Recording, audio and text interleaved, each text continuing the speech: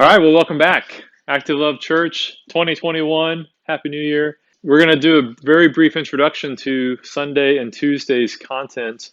And this is actually kind of like a direct dovetail with what we talked about in the new heavens and the new earth, where we ended with, Jesus is the center of it all. The scripture points to Jesus from front to back. And the memorization verse is Colossians 1:16. We're going to be using the NIV as our standard version for the memorization, but you're welcome to study and memorize whatever version you want. But for in him all things were created, things in heaven and on earth, visible and invisible, whether thrones or powers or rulers or authorities. All things have been created through him and for him. And so I know that I do well with note cards. I'm going to write this on a note card, probably leave it in my car. That way, every time I get in my car, I'll look at it and I'll read through it again and try to say it. And then hopefully by next week, we can recite this together. So do whatever you need to do. But right now, you need to remember Colossians 1:16 so you can start working on it as soon as possible, because next week we'll be here soon. Does anybody know what this is? Does anybody know which galaxy this is? That's what type of galaxy it is. Which galaxy is it?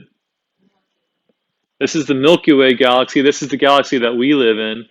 And we're basically a little tiny speck inside of one of these arms of these spirals, which you can't even see here. In fact, the entire solar system, the sun, and all the planets that we know around that sun are all a little speck in this galaxy. It is so gigantic. And it's believed that pretty much all galaxies have a black hole in the middle of the galaxy. And the black hole has an enormous gravitational field that keeps everything spiraling around it.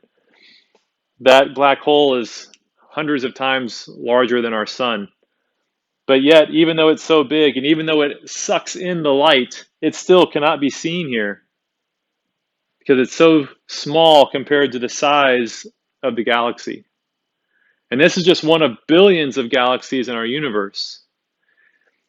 And so the point is that even though the black hole that's in the middle of our galaxy is literally what we revolve around, like we think we revolve around the sun, we do, but our sun and every other sun in our galaxy revolves around this black hole, which we can't even see here. Even though we can't see it, it is the most powerful thing in our galaxy. And so I want you to think about that. Even though that we serve an invisible God, it's the most powerful thing in the universe. God is the most powerful thing in the universe. And our lives, and our church, and our history, and our future revolves around God. And God sent his son Jesus in order that we could have that perfect relationship with him again like he wants. And God, the scripture says that God used Jesus to create all things, to sustain all things. Just like this verse says that he created the heavens and the earth, he created every principality, he created every leader, good or bad. They are all created by him for his purposes. And so he is the ultimate authority. Christ is the center of all things. He's the head of the church. Christ ordained his people to come together as a church to serve him and to do his ministry here on earth. And he should be the head of your life. And so that's what we're going to look at next week, is some Bible verses to support all that and meditate on those.